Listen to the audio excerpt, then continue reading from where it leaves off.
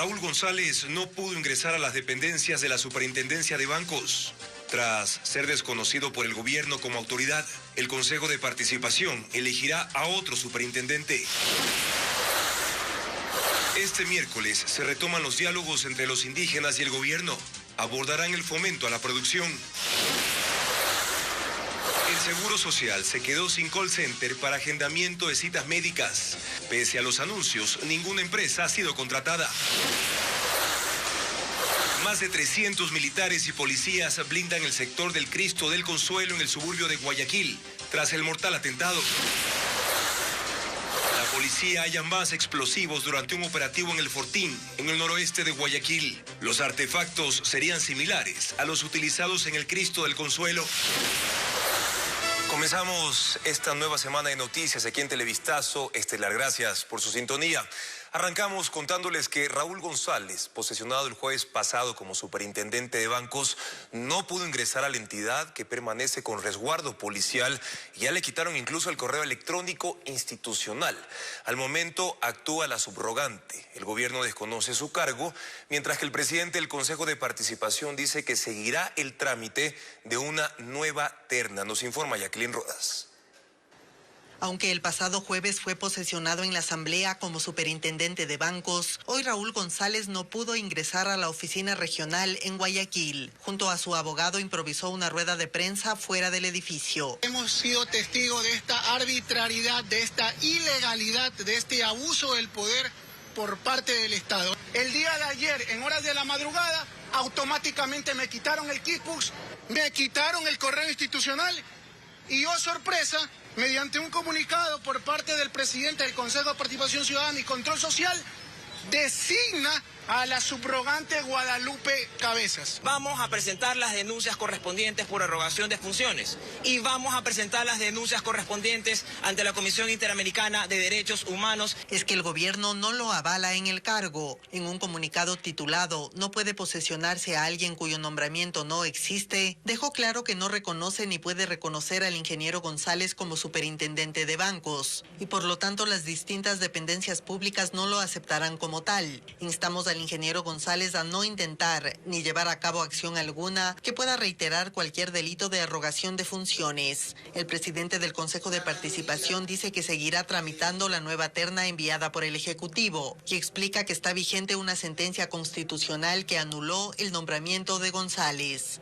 No podía la Asamblea Nacional del Ecuador posesionar a esta autoridad porque esta resolución no tiene efectos jurídicos. Pero los consejeros David Rosero, Sofía Almeida y Juan Javier Dávalos emitieron un comunicado recalcando que la opinión de Ulloa es unilateral. La decisión lamentable del gobierno nacional para pretender desconocer el proceso desarrollado por dos funciones del Estado demuestra un desconocimiento de la Constitución y un atentado al Estado de Derecho. La sede de la Superintendencia de Bancos en Quito también permanece con resguardo policial y al momento los trámites solo se atienden por Internet.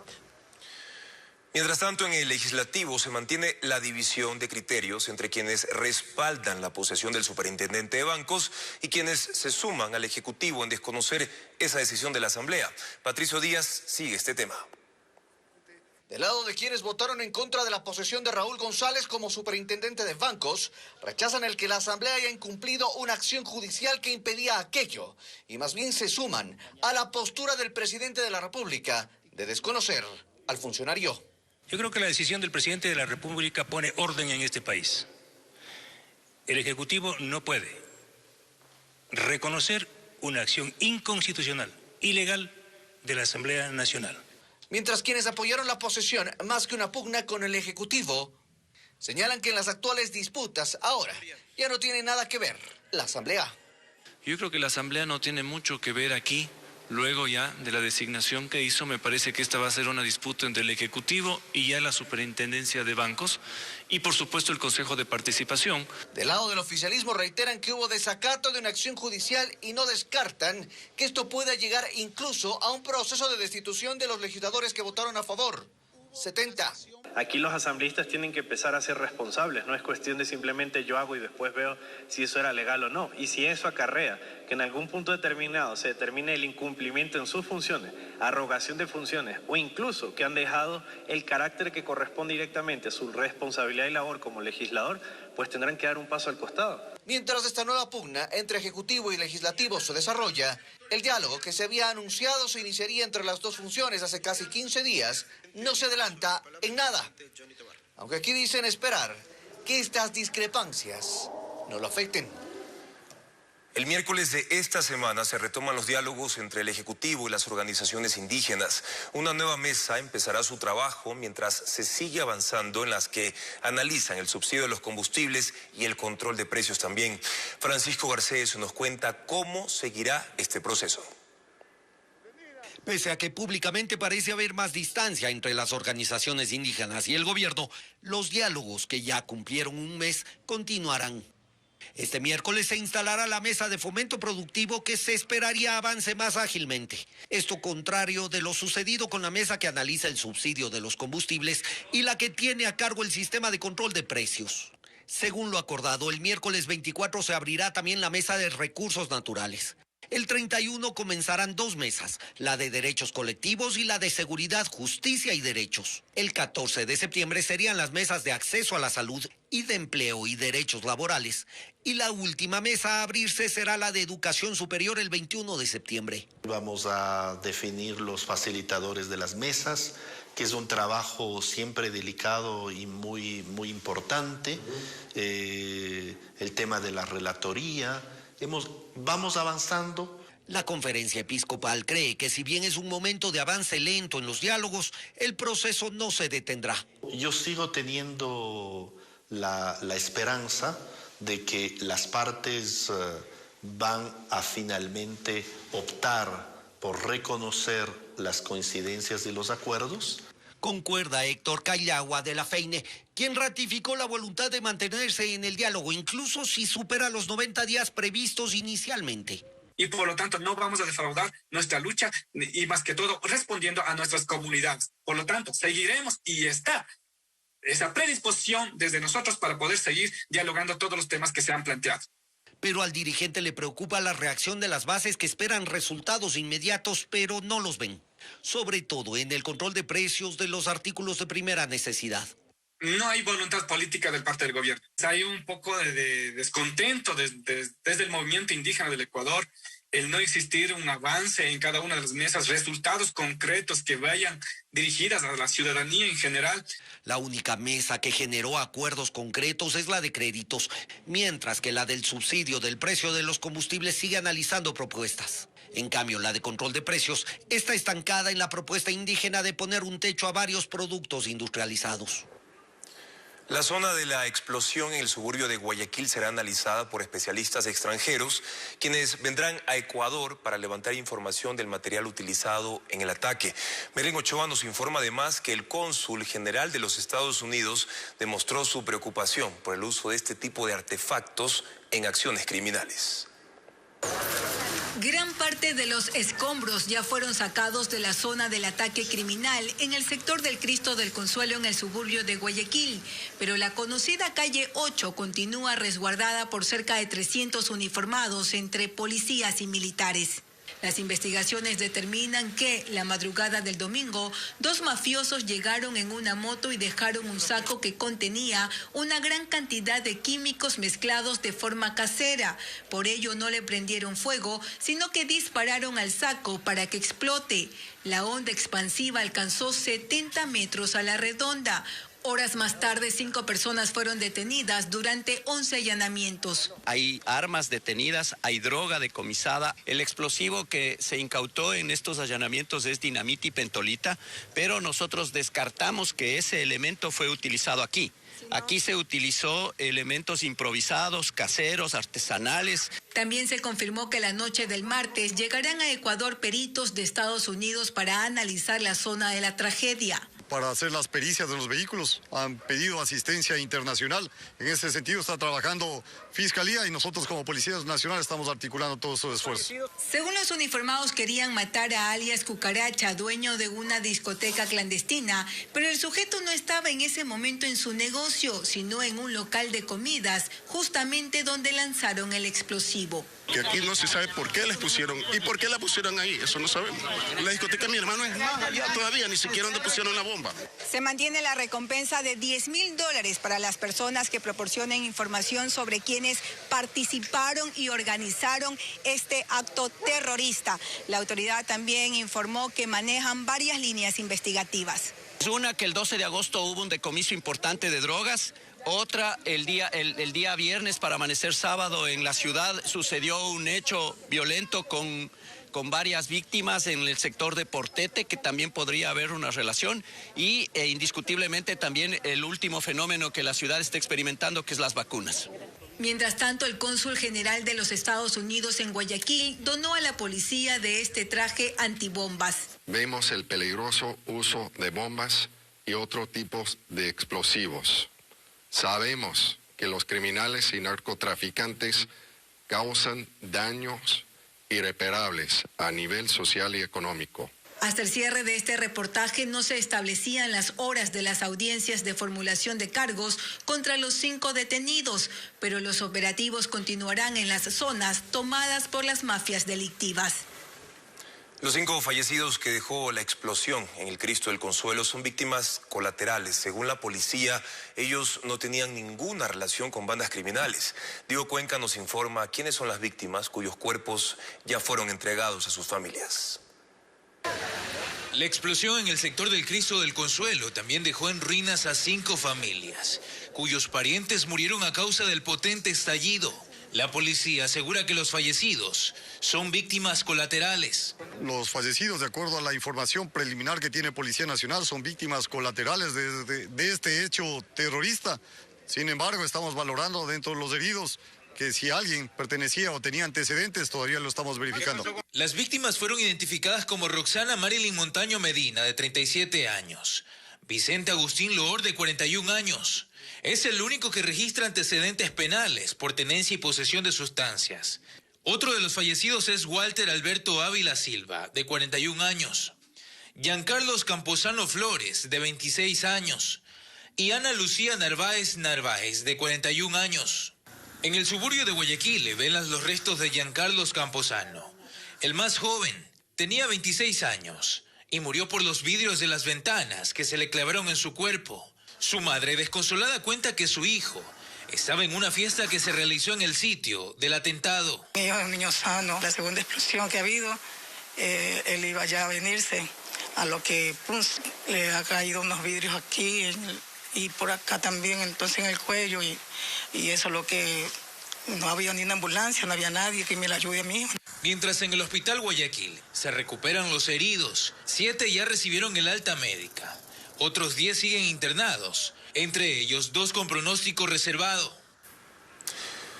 Esta tarde en el sector del complejo judicial en el norte de Quito se halló un presunto artefacto explosivo. Agentes de la policía acordonaron la zona para impedir que ciudadanos estén cerca. También cerraron los carriles alrededor y ejecutaron la detonación de ese objeto. Los uniformados ejecutan pericias para indagar la situación. Les contamos ahora que el Instituto Ecuatoriano de Seguridad Social aún no asigna a la nueva empresa que estará a cargo del manejo del call center, mediante el que se agendaban al menos 3.000 citas por día. Mientras tanto, hasta los hospitales siguen llegando pacientes en busca de turnos. Carla Delgado con este tema. Con dificultad, Marta llegó hasta el Hospital Carlos Andrade Marín en busca de una cita médica, porque asegura que por medio del call center es imposible hacerlo.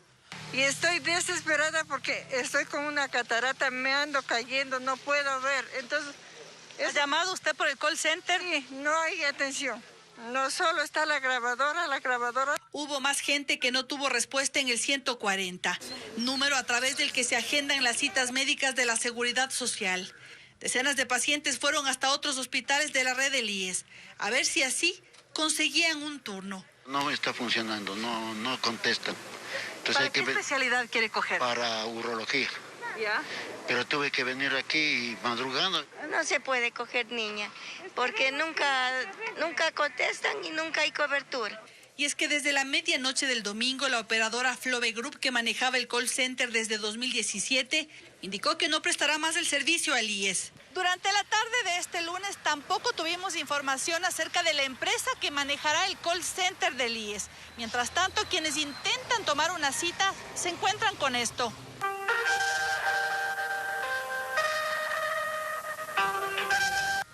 Una situación que aún no sabemos cuándo se solucionará. Mientras asignan a la nueva operadora en el hospital del IES Quito Sur, por ejemplo, se agendan citas médicas de manera directa. A pesar de ello, las quejas de los pacientes persisten porque sostienen que el agendamiento es tardío frente a las urgencias. Hay especialidades que se saturan con mayor facilidad, urología, neurología, traumatología, que tenemos un tiempo de agendamiento promedio al día de hoy en el hospital de un mes. Mientras esta tarde fue posesionado Diego Salgado Rivadeneira como nuevo director general del IES. Su designación llega en medio de una de las mayores crisis que atraviesa la seguridad social. Es momento de una primera pausa aquí en Televistazo, pero más adelante les contaremos que el presidente de la República fue diagnosticado con un melanoma en el párpado, un tipo de cáncer de piel que conlleva esta enfermedad. Les contaremos al volver.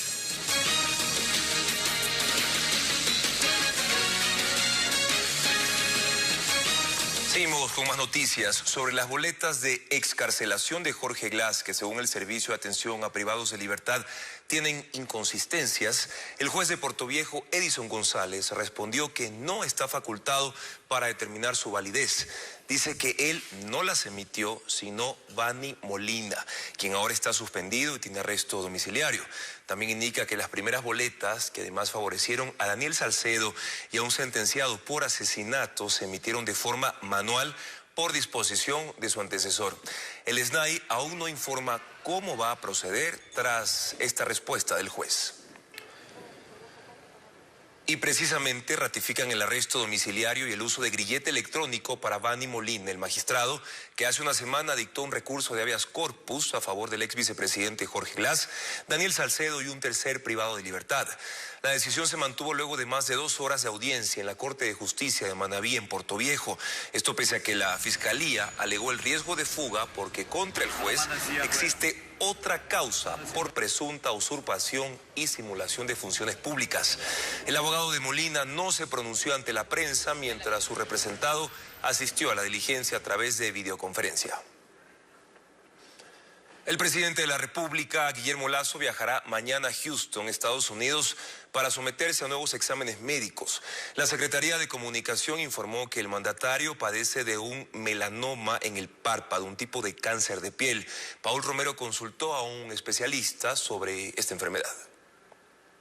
El presidente Guillermo Lasso viajará este martes a Houston, Estados Unidos, para realizarse exámenes médicos. En 15 meses de mandato, es el segundo viaje que realiza por motivos de salud. El mandatario se someterá a exámenes complementarios por un melanoma detectado en el párpado derecho tras una cirugía que se realizó el pasado 29 de julio. ¿Pero qué es un melanoma? Le consultamos a la médica dermatóloga y cirujana Marcela Novoa. El melanoma es un tipo de cáncer de piel que se presenta por los melanocitos. Los melanocitos son las células que producen el color en nuestra piel, nuestros ojos, nuestro cabello. Y en este caso los melanocitos comienzan a reproducirse de forma desordenada, ¿ya? Y entonces generan un tipo de lesión pigmentada en la gran mayoría de casos. Esto puede venir justamente de un lunar. Lasso informó que el diagnóstico requiere de un manejo interdisciplinario de estrategias de exploración y tratamiento que están muy bien organizados en otros hospitales de referencia internacional. Novoa explicó que la detección temprana de un melanoma permite combatir a tiempo la enfermedad. La cirugía es el tratamiento de elección para este tipo de lesiones, pero en algunos casos se requiere quimio, radioterapia también, porque es obligación, en el caso de un paciente con melanoma, determinar si no hay metástasis. Este tipo de cáncer, según la experta, aparece por la constante exposición a la radiación solar. La radiación es muy intensa. Nosotros estamos en la mitad del mundo geográficamente y la radiación es perpendicular. El mandatario informó que por tratarse de un tema personal, utilizará sus propios medios para viajar a Houston, en donde permanecerá hasta el fin de semana. Según el secretario de la Administración Pública, Iván Correa, el presidente Guillermo Lasso recibirá a más tardar este martes el pliego de preguntas que constarían en la consulta popular que impulsará el gobierno. El anuncio que ya se ha hecho en ocasiones anteriores, esta vez sí se materializará, según el funcionario. Como respuesta a la coyuntura de extrema violencia que se manifestó la madrugada del domingo en Guayaquil, el gobierno señala que ahora sí está casi lista la consulta popular con la que se aspira a obtener más herramientas que permitan combatir al crimen organizado. Seguramente antes del viaje el presidente presentará las preguntas. Estamos por finalizar las preguntas que se pudieran plantear en esta consulta popular y seguridad es fundamental, Lenin, fundamental. Sin embargo, no todos creen que este sea un buen momento para avanzar hacia esos escenarios. Por el contrario, consideran que el poco respaldo político que tiene el régimen pondría en riesgo cualquier propuesta, por buena que fuere. No es el momento porque, insisto, el tema electoral va a generar una distracción de tal naturaleza que los temas sustanciales de una reforma pasarán a segundo plano y nos quedaremos sin reforma. En el Ejecutivo dicen que la baja popularidad no es un tema que los detenga y que ahora sí la consulta tantas veces anunciada se viene. Este gobierno no piensa demagógicamente, este gobierno actúa frente a los problemas que tienen los ciudadanos. La consulta popular es un tema urgente, los ciudadanos la reclaman. Aun cuando considera que este no es el momento apropiado, Germán Rodas sostiene que la consulta, cuando se dé, no solo debe abordar temas relacionados con la seguridad. Si debe o no supervivir este Consejo de Participación Ciudadana, la reducción del número de asambleístas, la conformación de una asamblea bicameral. Resta saber los temas que abordaría la anunciada consulta popular y cuándo sería efectivamente presentada al país. Mientras tanto, solo el anuncio. La minería ilegal continúa en el cantón Zaruma, en la provincia del Oro. Tras un intenso operativo, las autoridades militares descubrieron que en los cerros sujetos armaron campamentos y no solo eso, también construyeron túneles con explosivos para llegar a la zona de exclusión y extraer de esta forma el oro. Fabricio Lapo con la nota. En medio de los cerros, donde está ubicado Zaruma en el Oro, mineros ilegales arman campamentos con palos y plásticos para camuflarse y extraer material aurífero del casco urbano de la ciudad. Minan el subsuelo e ingresan a cavernas que conducen hasta la zona de exclusión. No tienen oxígeno y dentro de los túneles instalan artesanalmente sistemas de energía. Eso fue lo que detectaron las autoridades tras un operativo ejecutado este fin de semana. Al ser una actividad ilegal, la inestabilidad de la estructura que sostiene los túneles podría tener asentamientos en cualquier momento, así como la manipulación incorrecta de los explosivos. Los mineros ilegales buscan llegar hasta el sector de la Veta Tres Reyes para sacar el oro. En este sitio, los uniformados han encontrado explosivos, taladros y más implementos. Estos túneles de 1,20 m de alto por 60 de ancho son utilizados por los mineros ilegales para extraer el material aurífero del subsuelo de Zaruma. Esta actividad ilícita ha provocado varios socavones en la ciudad patrimonio, como el del pasado 15 de diciembre, que dejó 5 viviendas colapsadas. 8 meses después, la zona fue reconstruida y poco a poco los habitantes retornan a sus casas. El problema para nosotros es que el subsuelo de Zaruma está rico en oro. Toda la gente está desesperada por sacar el oro. Clemente Bravo, prefecto del Oro, indicó que, según un estudio geológico, existen unas 15 zonas más en riesgo de hundimiento. La minería ha sido a gran escala de una forma irracional por debajo de la parte urbana del cantón Zaruma. El Cuerpo de Ingenieros del Ejército colocó paredes y morteros de hormigón en el cerro para evitar la acumulación de agua y nuevas afectaciones. Por ahora, los controles se mantendrán en la zona para que los mineros ilegales no regresen a seguir minando el subsuelo. Al volver de la pausa, mucha atención porque se enciende la alerta en el Austro por reporte de nuevos casos de la viruela del mono en Azuay y en Cañar, según datos del Ministerio de Salud. Los detalles al regresar. Al menos 3 fallecidos deja un enfrentamiento entre bandas criminales en el sector de Flor de Bastión, en el noroeste de Guayaquil. Mientras tanto, en Nueva Prosperina, la policía detuvo a 2 personas con material explosivo similar al detonado en el sector de Cristo del Consuelo, como nos informa Bessie Granja. Ni el estado de excepción frena los enfrentamientos entre las bandas criminales que operan en Guayaquil. En el sector de Flor de Bastión, en el noroeste de la ciudad, se registró una balacera que dejó 3 fallecidos. Los cuerpos quedaron tendidos sobre la calzada. Una de las víctimas habría recibido al menos 20 impactos de bala. La policía implementó un operativo en donde detuvo a 5 personas. Según versión preliminar, el ataque se produjo entre miembros de las bandas Los Choneros y Tiguerones. La hipótesis es la pugna de poder por el territorio para el cometimiento de actividades ilícitas como el microtráfico de drogas. Mientras en el sector de Nueva Prosperina, también en el noroeste de Guayaquil, la policía informó a través de su cuenta de Twitter que tras allanamientos se detuvo a 2 ciudadanos en posesión de explosivos similares a los utilizados en el atentado de Cristo del Consuelo. Allá en la esquina hay una bomba,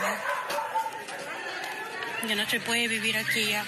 El hallazgo generó alarma entre los habitantes de esa zona.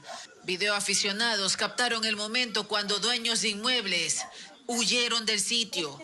Asimismo, el ministro del Interior, Patricio Carrillo, señaló lo siguiente: vamos a descubrir las actividades que están detrás de la violencia terrorista en Guayaquil.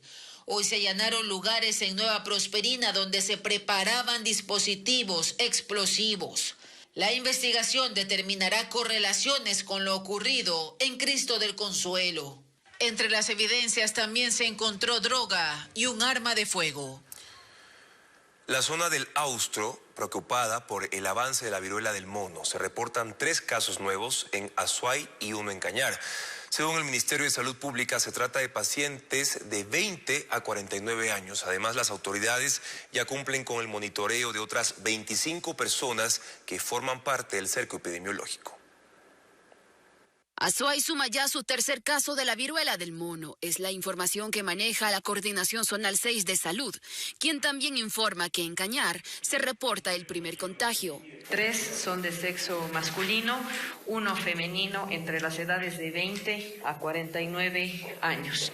Asimismo, a decir de la doctora Andrea Versosa, se mantiene un cerco de vigilancia con unas 25 personas. De momento tenemos 7 casos reportados con síntomas, entonces ahí se evalúa la necesidad de no una prueba. Aquí la funcionaria resalta la importancia de identificar a tiempo los primeros síntomas. Bueno, depende de cada persona, porque para algunos puede iniciar directamente con las lesiones en piel, para otras personas inicia con síntomas respiratorios, puede ser con tos, con dolor de garganta, malestar general o fiebre.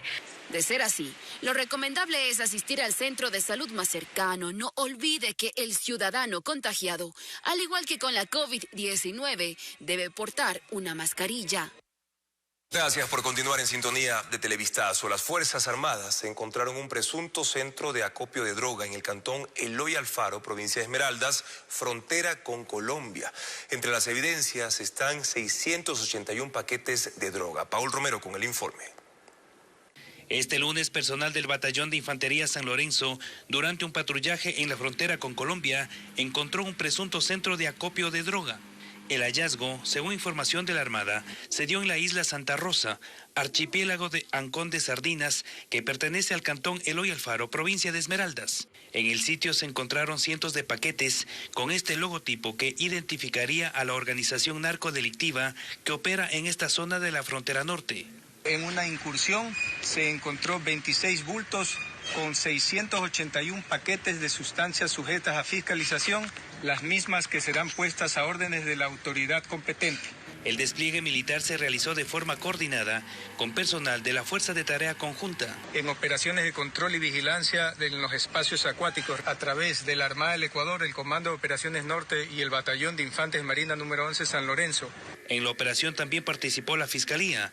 No hubo detenidos. Se trata del segundo decomiso de droga en esta zona en apenas 2 días. El sábado, durante una acción coordinada con Colombia, se capturó una embarcación que transportaba cerca de 400 paquetes de droga. Expertos en seguridad y constitucionalistas cuestionan el estado de excepción como una medida recurrente a la que accede el gobierno para combatir los actos criminales.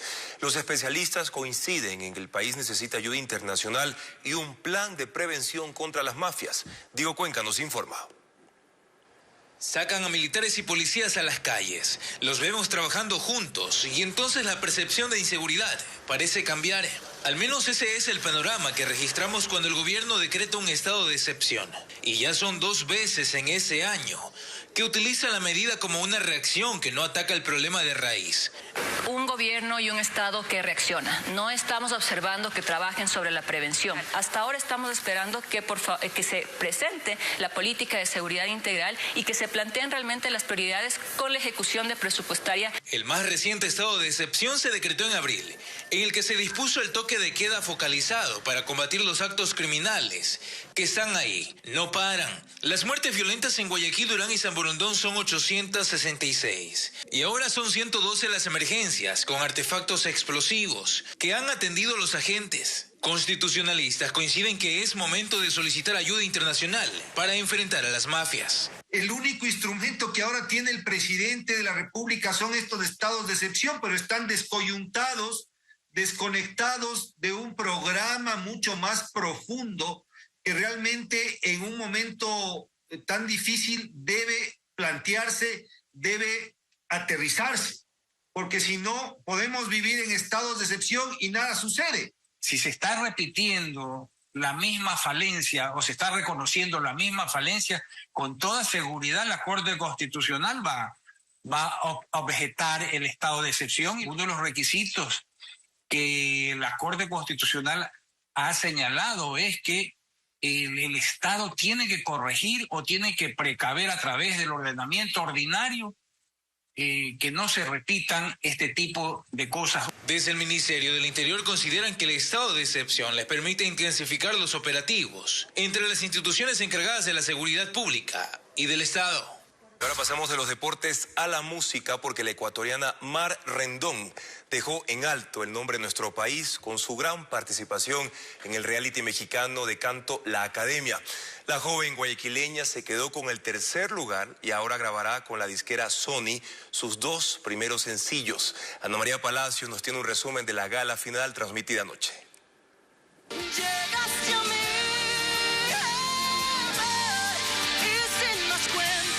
Mar Rendón se lució en la gala final de la Academia. La guayaquileña cautivó al jurado durante varios fines de semana con su voz. Brilló en el escenario donde demostró todo lo aprendido durante esta temporada. Los críticos cerraron sus comentarios elogiando a la ecuatoriana. Gracias por tu voz. Gracias a Ecuador, porque tiene a una reina. Felicidades. Horacio Villalobos resaltó que la joven de 19 años tiene una carrera muy prolífera. Tu compromiso es ir conmoviendo a la gente a través de tu música, en cada rincón donde lleguen tus canciones, y espero algún día ir a un concierto y que me saludes. ¡Ah, claro! Mientras que Arturo López Gavito mencionó que cuando ella canta hay una transformación. Porque así vas a ir creciendo y creciendo y creciendo. ¿Y por qué no ser la voz más importante que ha tenido Ecuador en toda su vida? Yo creo que lo vas a lograr. Muchas felicidades. Finalmente, Mar obtuvo el 3er lugar.